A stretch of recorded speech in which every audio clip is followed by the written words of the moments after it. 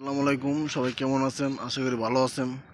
তো আমিও ভালো আছি। তো আপনাদের মাঝে আবারও নতুন একটি ব্লগ নিয়ে চলে আসলাম। আমি আরিয়ান আহমেদ মিজান। তো এবার সম্পূর্ণ ব্লগটি শোনার আগে আমার চ্যানেল সাবস্ক্রাইব করে রাখবেন আর লাইক কমেন্ট করে রাখবেন যাতে পাশে থাকেন। আর সম্পূর্ণ ভিডিও দেওয়ার অনুরোধ রইল।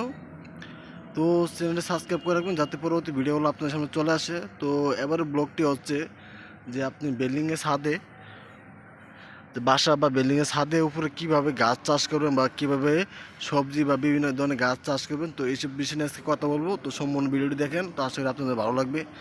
তো আমার সামনে দেখেন যে একটা যে পুঁই শাক, তো আমরা শাক বলি যে পুঁই শাকগুলা, তো এইগুলো কীভাবে চাষ করবেন তো সম্পূর্ণ ভিডিওটি দেখেন। তো এই যে গাছগুলো দেখছেন কত সুন্দর আছে। তো মূলত এই গাছগুলো চাষ করার আগে আপনার মূলত লাগবে একটা পট, আর পটের ভিতরে মূলত লাগবে মাটি, আর মাটিগুলো হতে হবে একটু গোবরে বা সারে বা পচা মাটিগুলো যেগুলো জৈব সার উৎপাদন হবে।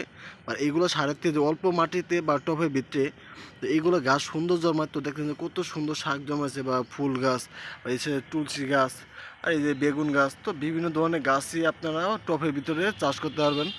তো যদি চাষ করতে চান মূলত তার আগে সবার আগে একটা দরকার যে টব, আর পানি দেওয়ার সুব্যবস্থা রাখতে হবে যাতে করে আপনি গাছগুলো অনেক সুন্দর হয়। বন্ধুরা দেখতেছেন যে ছাদে আপনাদের দেখেন অনেকগুলো টব এখানে দেওয়া আছে। এই যে একটা টব খালি টব, তো মাটিগুলো দেওয়া রাখছে তো সংরক্ষণের জন্য। এবার একটা টব রয়েছে, তো এই টবের ভিতরে একসময় গাছ লাগাবে। তো আমার সাইডে আরও অনেকগুলো টব রয়েছে। তো ওই যে ওইখানে আছে কমলি শাক, এই পাশে আছে বালতি বা বালতির ভিতরে যে মাটিগুলো রাখা হয়েছে, তো এই মাটিগুলো সার হলে তারা এখানে বিভিন্ন ধরনের গাছ লাগাবে। তো দেখছেন যে চারপাশে বিভিন্ন ধরনের গাছ।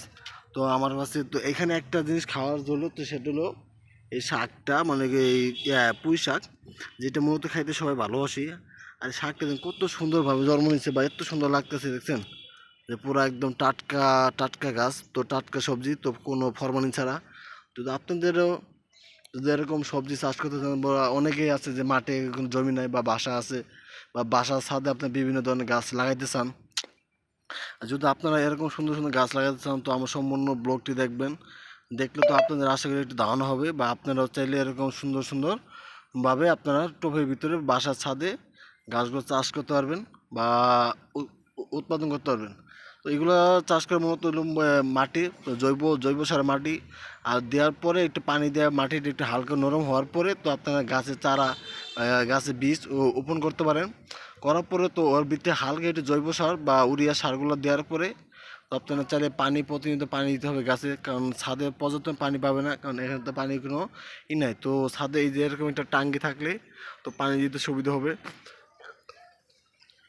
তো আমার ছাদে দেখছেন যে এখানে বিভিন্ন গাছে বেগুন গাছ রয়েছে, বেগুন গাছে বেগুন ধরতেছে, কারণ দেখেন কত সুন্দর লাগতেছে বেগুনগুলা। আর এগুলো ফুল এসে গেছে, তো এইগুলো এক সময় বেগুন ধরবে। তো আমাদের যে ছাদে যে ফসলগুলো পাবো সেগুলো হচ্ছে ফাও, তো বেশি এটা পরিশ্রম করা লাগে না। দেখেন বিভিন্ন টবগুলো একখানি করে রাখা হয়েছে, তো বিভিন্ন টবগুলো একখানি করে করে রাখা হয়েছে, কারণ এগুলা মূলত ছাদে কাজ চলতেছে যার লিগে আর কি মূলত সবগুলো একখানি করা আছে। তো এগুলো আবার সবগুলো ছড়াই ছড়াই দিবে, কারণ এগুলো তো মূলত কোনো যে এইগুলো যে আমার পাশে দেখছেন টবগুলা, এগুলো তো সব সবজি চাষ করা হবে যার লিগে যে টবে মাটি রাখা হয়েছে।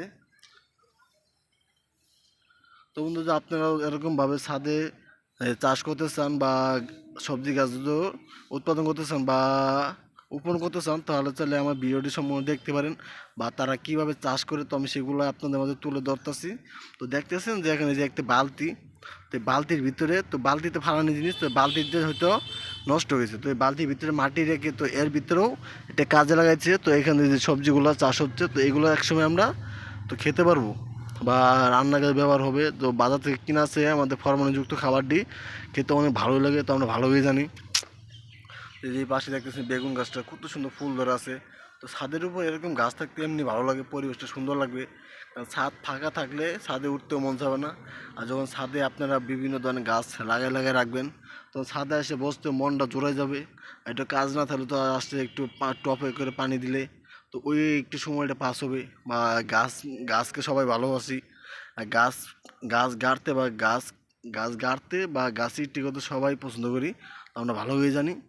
তো বন্ধু যদি আপনারাও চান তো চাইলে আমার ভিডিওগুলো দেখে দেখে বা সম্পূর্ণ শুনে আপনারা এরকম সুন্দর করে তো ছাদের উপরে গাছ রোপণ করতে পারেন বা সবজি গাছগুলো লাগাতে পারেন।